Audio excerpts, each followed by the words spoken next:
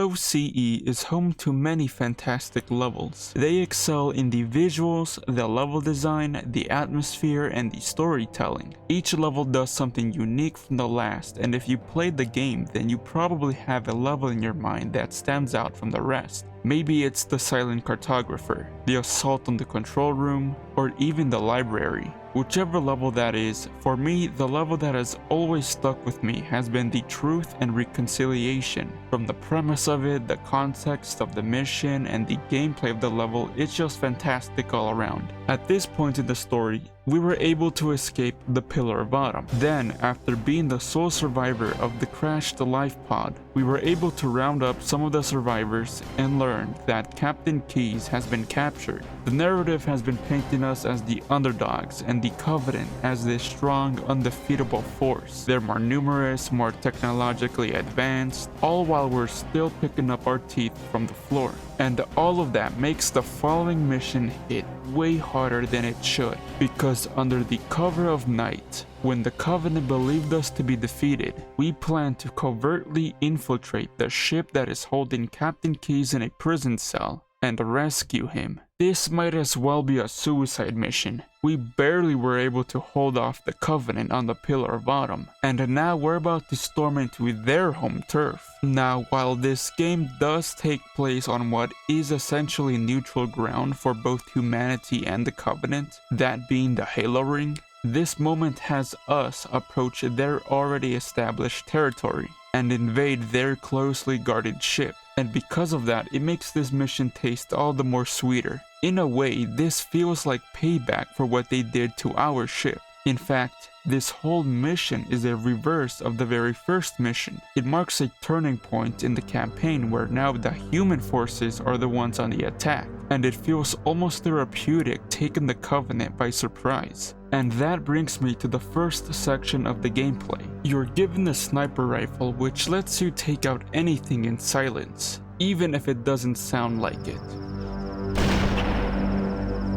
It's so satisfying to one-shot or two-tap all of the enemies. You're given so much ammo in the sniper rifle that you can consistently use it and still have it last up until you enter the ship. Again, it just feels great to methodically take out as many Covenant before they notice you. And this stealth portion is broken up into 3 parts before having to get into the ship, each with a different layout. In the first part, you're at a vantage point where you can clearly see everything. At this height, you're able to see who you can take out quietly and not have the others notice. The game incentivizes you to be stealthy by making it as straightforward as possible and rewarding. You could go loud and kill everything like in the past, but now there's turret placements that will decimate your marines if you don't take them out. But that in itself can be hard if you're not taking the stealth approach, since you're also having to deal with the troops in front of you. The turret placements also continue to build the tone that you really aren't welcome here. The next 2 sections are structured similarly with an increasing number of Covenant with again the turret positions to harass you.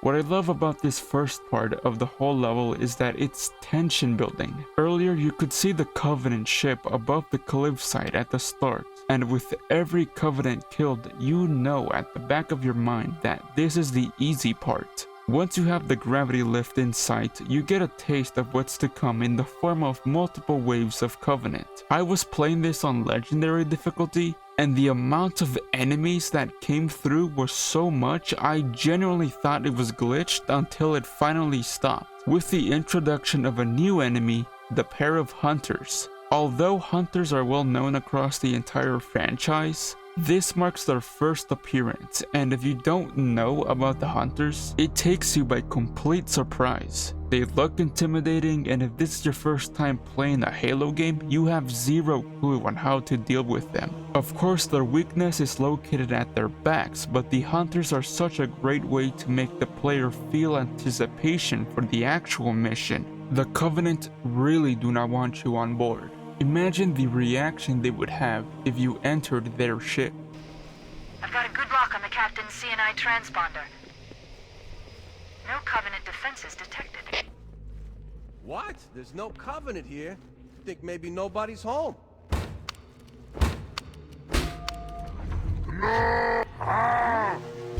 The setup of having no enemies visible at first is such a great move. You're expecting maybe multiple turrets trained on you or tons of elites hiding behind a cover ready to blast you, but instead it's just nothing. And then one of the doors opens, revealing an invisible elite with an energy sword, never before seen. The Covenant, knowing that brute force isn't going to stop you, opt in for an ambush, and you, the player, are expecting the unexpected.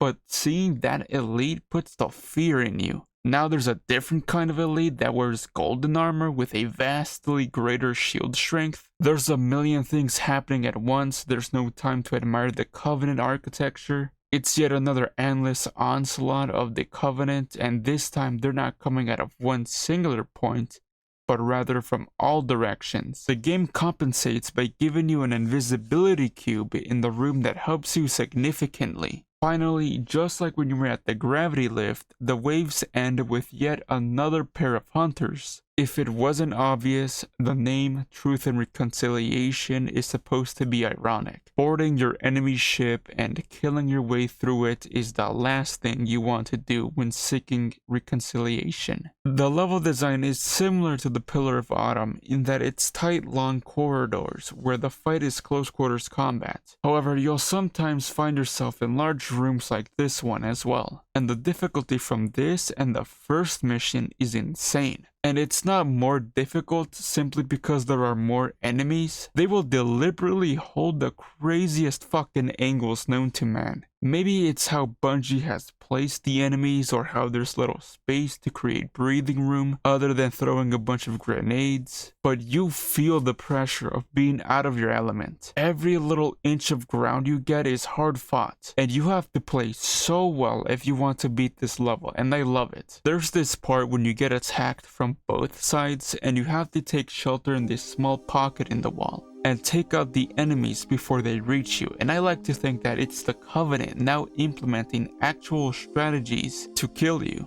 I think one of the coolest things about this level is that it shows some of the Covenant's culture. If I'm remembering correctly, within the lore of Halo, most if not all of the technology we see displayed by the Covenant was salvaged Forerunner tech, so they don't actually come up with their own technologies. Nevertheless, the actual design of the ship was presumably something they came up with. We can find engravings and symbols on the walls of the ship which hint at the religious aspect of the Covenant before the actual reveal of Halo's religious significance. We also get to see some of the Covenant's internal workings in this mission. For example, we can make an assumption that elites who prove themselves in battle rise up the ranks and get access to special equipment like energy swords, invisibility, and stronger shields. They also have hangar bays where you can see where their dropships are held, and when you find the control room of the ship,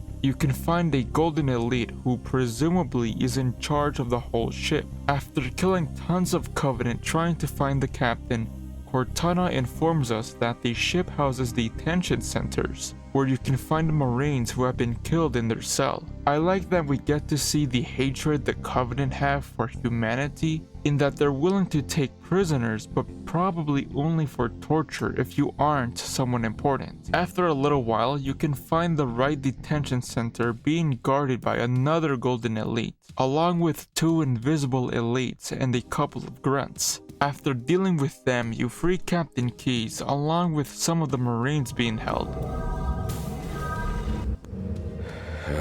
Coming here was reckless. You two know better than this.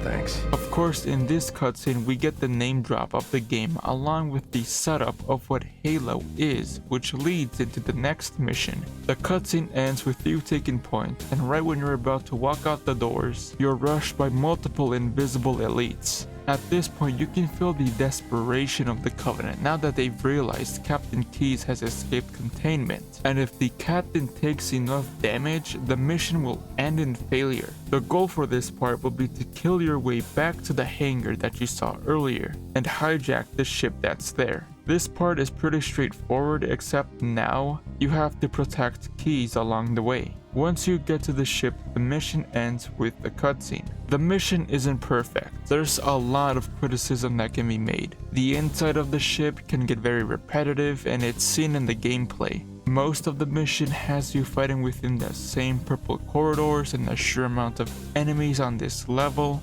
can sort of desensitize you to the action. But I just really love what the mission does for the story, and the big focus on the Covenant before fully going into the mystery of the Halo Ring and the Forerunners. Either way, thanks for watching. This video was supposed to come out way sooner, but I had to deal with my finals first, which resulted in this video getting delayed a ton. The next video should come out in 2 weeks. Once again, thank you for watching.